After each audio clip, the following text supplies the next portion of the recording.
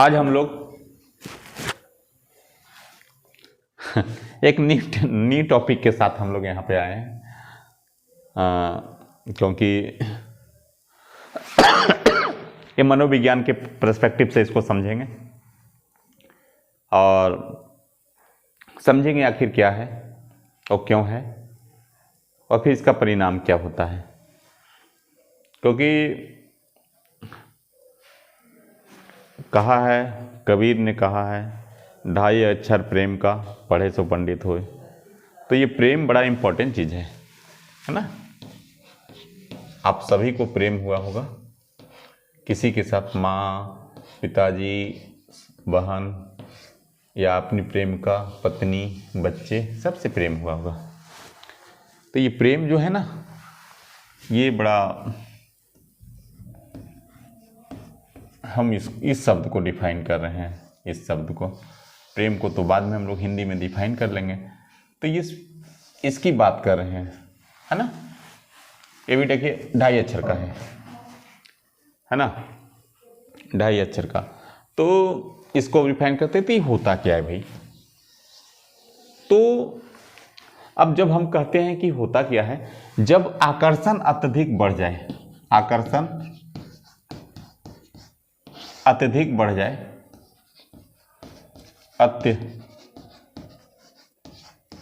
अधिक बढ़ जाए,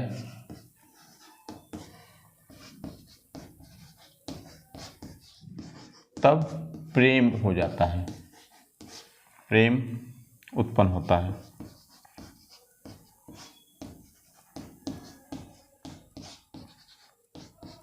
ना। ये बहुत ही क्लियर चीज़ है कि जब अट्रैक्शन बढ़ जाए तभी प्रेम होता है ना। और अट्रैक्शन नहीं रहेगा तो प्रेम संभव नहीं है। बिना अट्रैक्शन का प्रेम की कल्पना नहीं की जा सकती। ये भी बहुत क्लियर है कि बिना अट्रैक्शन का प्रेम की कल्पना नहीं की जा सकती। तो और जब बहुत ज़्यादा इंटेंस हो जाए, काफ़ी इंटेंस हो जाए आकर्षण, तो प्रेम की कल्पना की जा सकती है। इसमें भी एक होता है रोमांटिक लव। रोमांटिक लव में होता क्या है कि व्यक्ति का फाइनल स्टेज सेक्स पे जाके टिक जाता है और इसके बाद डिक्लाइन होने लगता है ना। सेक्स प्लेजर, और यहीं पे जाके वो समाप्त हो जाता है रोमांटिक लव। माने कहीं ना कहीं इसको आना जरूरी है, इस चीज़ को आना जरूरी है रोमांटिक लव में। और बहुत क्षणिक होता है, ये बहुत टिकाऊ नहीं हो सकता, बहुत लंबे समय तक नहीं रह सकता। यहीं पे जाके ये विनाश, खत्म, इसकी एक लास्ट में खत्म हो जाती है। दूसरी चीजें हैं कि आखिर ये लव क्यों आता है ना। और सम टाइम डाइव, और कुछ समय के बाद ये क्यों मर जाता है। एक बड़ी प्रश्न है कि प्यार एक समय के बाद अगर इसे नहीं बचाया जाए तो क्या होता है, मर जाता है। लोग बोलता है अमर है, लेकिन जनरली मर ही जाता है, अमर उमर है नहीं, है ना।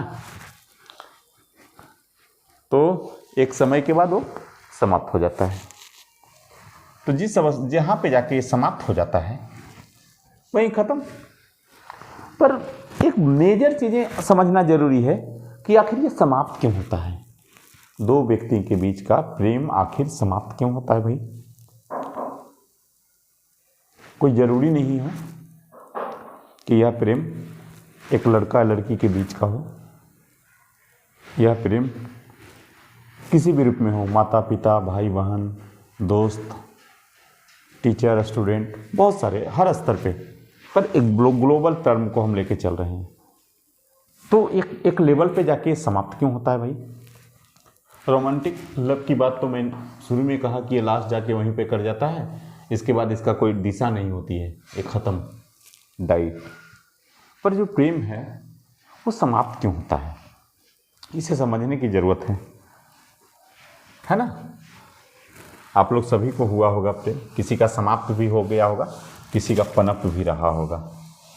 तो पनपने के टाइम में ही मैं इस टॉपिक को आप देख लेंगे, इस वीडियो को, तो बहुत सारी चीज़ें आपकी क्लियर हो जाएगी, है ना। समाप्त होने का कारण क्या बनता है? बड़े अच्छे प्रेम हैं, बहुत अच्छे से जीवन जी रहे हैं, तो इसको लास्ट क्यों करता है? अब इसको डिक्लाइन क्यों करता है? तो ये डिक्लाइन क्यों करता है या समाप्त क्यों होता है ना? समाप्त क्यों होता है? क्यों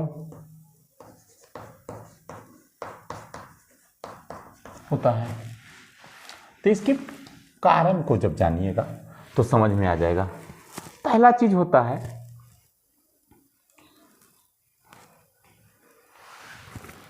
अब हो जाता है क्या है, पहला चीज को बोलता है ग्रोइंग, है ना, रिकॉग्नाइजिंग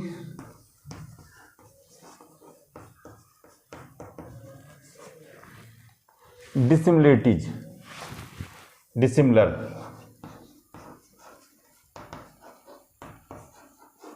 मतलब आप अब इसको मोटा मोटी तौर पे ऐसे समझिए कि आप असमानता ढूंढने लगते हैं, असमानता का भाव विकसित होने लगता है, असमानता की भाव विकसित होने लगता है।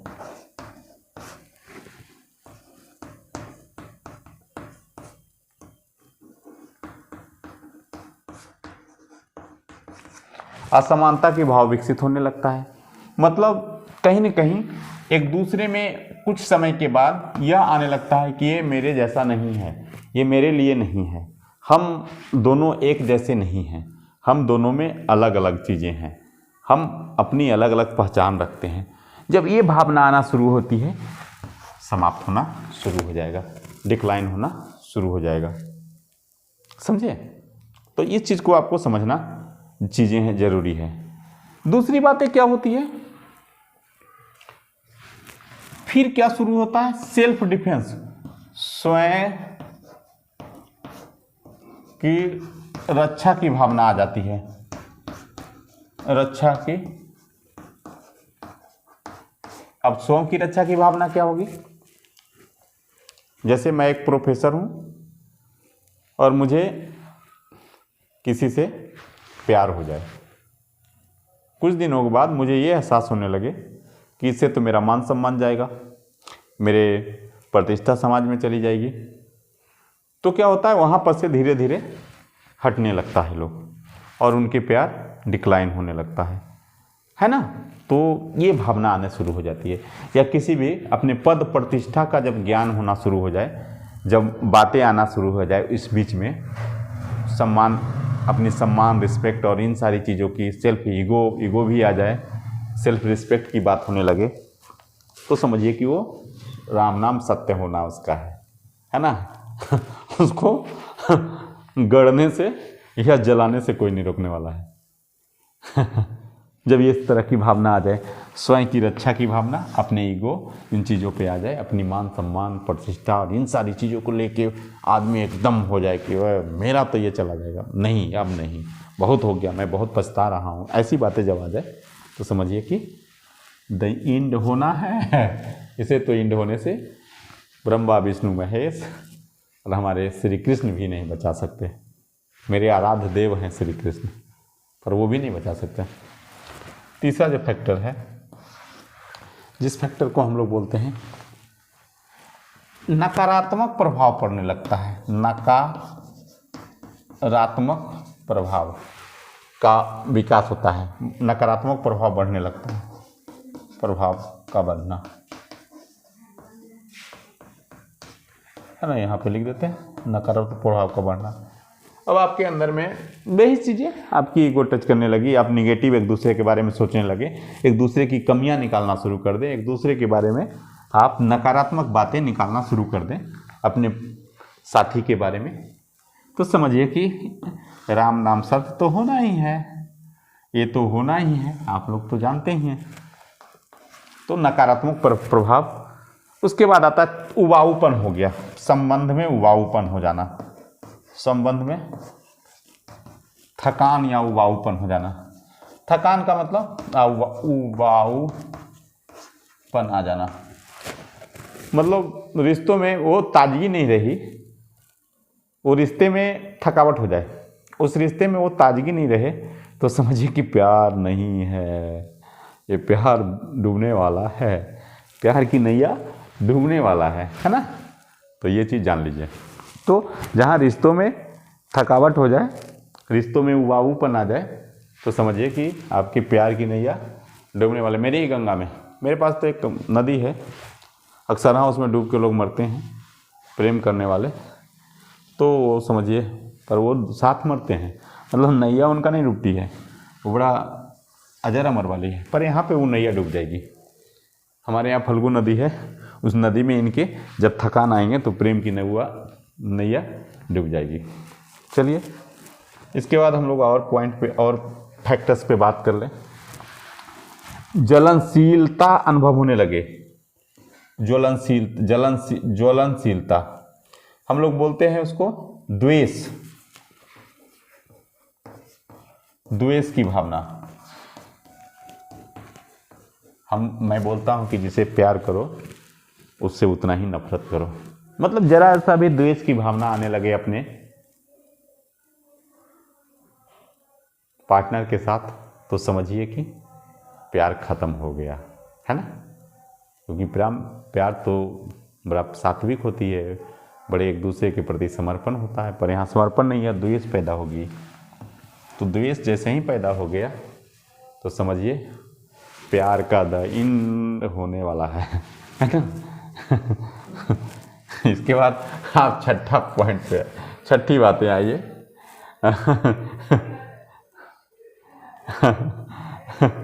तो है ना, और क्या हो सकता है, कुछ चीजें सोचिए, अब भी सोचिए। मेरे तो अनुभव है कि ओवर मैच्योरिटी दिखाना, है ना, जरूरत से ज्यादा परिपक्वता दिखाना भी समाप्त करता है। जरूरत से ज्यादा परिपक्वता की बात आई थी, नहीं आया था। जरूरत से ज्यादा